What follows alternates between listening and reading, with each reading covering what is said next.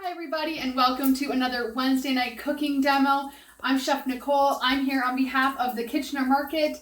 I'm going to be showing you tonight a great braised cabbage and schnitzel recipe. It is Oktoberfest time. It is just a great time of year for these fall recipes. So I'm going to go ahead and show you guys how to get the cabbage going in the pan. It's going to be braising down while it's cooking. I'm going to show you guys how to cook up the schnitzel. And then we're going to put it all together and you're going to see how simple and quickly a great fall meal can come together. Let's get started. Got my gorgeous purple cabbage here. You can use green cabbage as well, but I really like the purple just for a little bit of a different color. So for my cabbage, what I'm going to do is I'm going to have my nice sharp knife to come in. And what I'm going to do is I am going to cut out the hard core in the middle. So I cut it up, not quite in half, and then I'm just going to take my knife and I'm just going to go in on kind of a triangle shape, and I'm going to cut out that hard core that's there. I'm going to just set that off to the side while I work with the rest of the cabbage, okay? I'm not going to use all of this, so I'm just going to set it out of the way. I'm going to just peel this first layer. It's a little bit tough. And then I'm just going to shred this. So I'm going to cut it very thinly. I'm going to come in on an angle and I'm just going to really, as thin as I can get it, I'm going to just cut up like this. Okay, so you get nice thin pieces of cabbage. So I'm just going to finish cutting this up. I'm going to give my bacon a stir. By the way, I have bacon in the pan behind me. I'm going to go and give that a little stir before I add my cabbage in. Okay.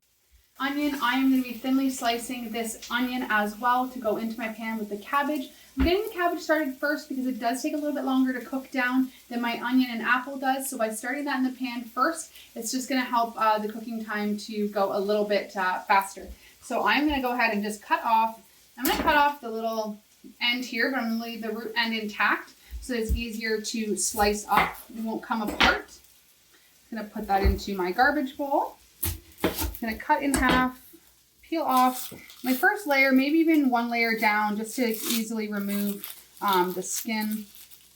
And so I'm going to leave that root end on there, give this a quick slice and get it into the pan and stir my cabbage, my bacon. And then I'm going to show you guys the liquid that we're going to be adding to braise the cabbage and other ingredients in. So here we go. So all I'm doing here is I'm just going to take really thin slices, similar to what I do with my cabbage, on the side. And then I'm going to get them in. So when I get to about halfway, I'm going to turn it around. Like I said, I am leaving that root end on. Oh, a little bit got caught in there. Just trim that off. Turn it around and just continue working on the other side. Half of the onion. And as you can see, my eyes are watering. So if that happens at your house, that's okay. Just maybe take a minute while you're using your sharp knife and just deal with that if you're tearing up a little bit at home. And I'm going to get these in the pan and I'll see you guys over there in just a minute. The wine is in. Now I'm going to be adding in some apple cider vinegar into that as well. And then I'm just going to add some water so that it can cook down and just braise for a little bit of time. I'm probably going to let this braise for about 15 or 20 minutes. I'm going to turn my heat up a little bit on this. I'm going to put a lid on it and just let it cook down. In about 10 minutes, I'm going to add in my apples, and then because they're going to cook fairly quickly. And then that's just going to add some sweetness to this. And then in about 20 minutes or so, we're going to have our braised cabbage ready to go. And I'm getting ready to chop up my apples. But before I give them a quick peel, I just wanted to let you guys know that I'm using a Golden Delicious and a Gala apple to go into this. The Golden Delicious are going to be a little bit sweeter. And they're going to cook down a little bit more than the Gala apple. I'm just going to get these peeled up. I'm going to show you real quick how to chop them up to go into our braised cabbage. All right, so a really quick demo on how I'm going to cut my apples is I actually just go around the four sides, just cutting as close to the core as I can without getting any of those seeds in there, and then just lay it down for that last cut. And then I'm just going to cut these into sections about like this, and then get them into my pan very shortly. So I'm just going to cut them just like this. I'm going to do the same cut for both of the apples. So I'll just show you the one. I love doing apples this way. It's so simple. I love to kind of keep the shape of the apple, and I just think it looks really nice when it all cooks together. Just going to slice up this next apple here. In go the apples. You can see how much this cabbage is cooked down from when we first started. It is cooking down just beautifully. I'm going to give it a quick stir and let these apples cook for about 5 to 10 minutes. I want them to keep their shape, so I don't want them to completely fall apart in here. So I'm just going to keep an eye on them, and when they're nice and soft, I am going to take this off the heat and plate everything up. Now we're going to move on to the schnitzel. I picked up this beautiful schnitzel at Cressman Meats at the Kitchener Market on Saturday, and I am going to be cooking this up. I bought some unbreaded, I bought some already breaded, so you have an option when you're there. So I'm just going to show you guys how I put mine together, and then I have some oil preheating in the pan behind me on the stove so that I can fry these to golden brown and beautiful. So let's get started on what that's going to look like. So here I am just going to season with salt and pepper on my schnitzel. This is my fresh cracked pepper here.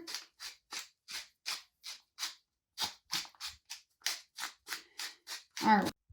Got my schnitzel seasoned, and now in my bowl here, what I have is actually a mixture of some panko breadcrumbs. I like them because I find that they give a really nice crunchy exterior to the schnitzel, but I like to mix in a little bit of regular breadcrumbs as well. It just sticks a little bit differently to the schnitzel and just coats it really nicely. The panko can leave a little bit of gaps, so by using the two together, we avoid that entirely. I'm just going to go ahead and get my schnitzel into my breadcrumb mixture here. I'm just going to season both sides. Really get it nice and coated in there. If you are gluten-free, you could certainly use a gluten-free panko breadcrumb or something else that is gluten-free, which is why I love that you can pick up the schnitzel at the market unbreaded. So that's just a great option for anyone who is looking for that option, okay? So I'm just giving this a really light breading.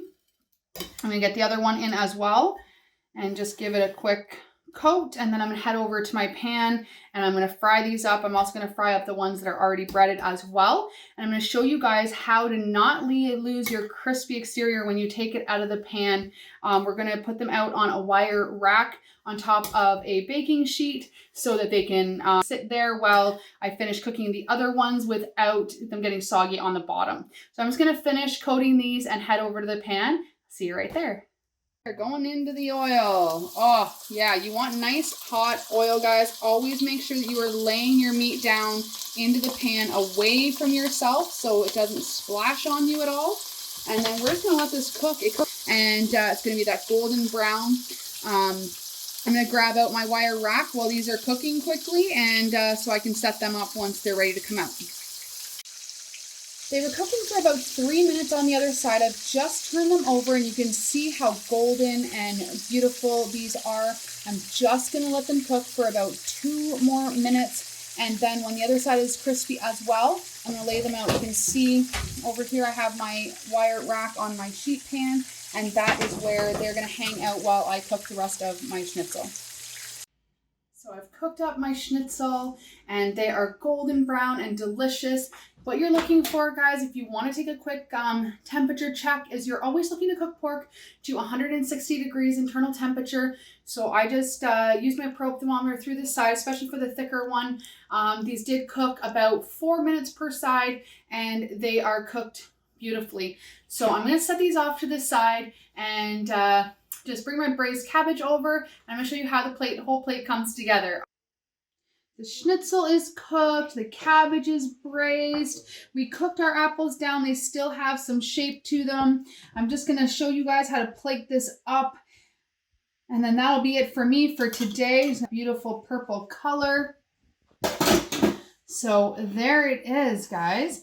So as always, you can find this schnitzel and so many other fantastic products. Looking for information on that, head over to the kitchenermarket.ca website for that and so much more. We have so many events happening in October that you can find on the events calendar, also on the kitchenermarket.ca. I'm going to say bye for now and look forward to seeing you guys online or at the Kitchener Market really soon. Have a fantastic night.